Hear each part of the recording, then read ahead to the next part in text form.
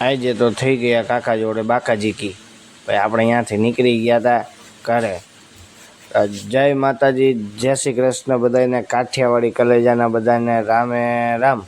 સવારમાં નાઈને ધોઈને તૈયાર થઈ ગયા હતા, માતાજીની પૂજા કરીને મોહિતભાઈને જય શ્રી કૃષ્ણ કહીને આપણે નીકળી ગયા હતા બાઇક જોવા માટે। નવું બાઇક જોઈ લીધું હતું, ઈચ્છા તો છે પણ આપણે ભાઈ પાછા આપણી ઘોડાને લઈને નીકળી ગયા હતા પાછા જમવા માટે। રાતે ઓફિસથી આવીને રક્ષિતભાઈને લઈને આપણો સુરેન્દ્રનગરનો બંકો આવી ગયા હતા જમવા।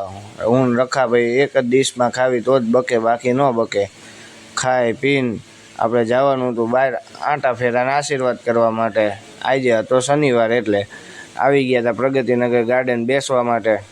હું રક્ષિતભાઈ અંદર ગયા હતા બેના જો આપણે પ્રગતિનગર રોડે નીકળી ગયા હતા। રક્ષિતભાઈ કે સોડા પીવી આપણે, તો સોડા પીવા નીકળી ગયા હતા।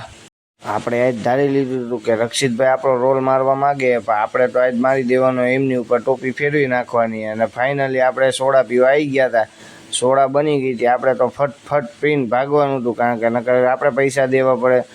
રક્ષિતભાઈ પાસે પૈસા દેવડાવી દીધા હતા આપણે। રક્ષિતભાઈએ મગાવી લીંબુ સોડા ને આપણે પી લીધી વિમટો ને આપણે આવી ગયા હતા આગળ। આપણા કાઠિયાવાડી બધા મિત્રો મળ્યા હતા તો કે આવો પાર્થભાઈ ચા પાણી પીતા જાઓ।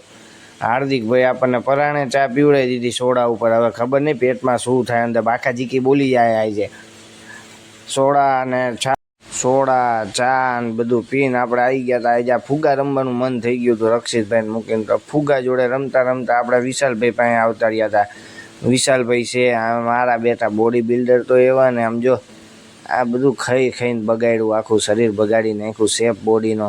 એમ નામ નેચરલ હોવું જોઈએ આ શુભમભાઈ જેમ, ભલે હુખ લકડી રહેવાનું પણ પાવરનો તો પાવર જ રાખવાનો। જય માતાજી, જય શ્રી કૃષ્ણ।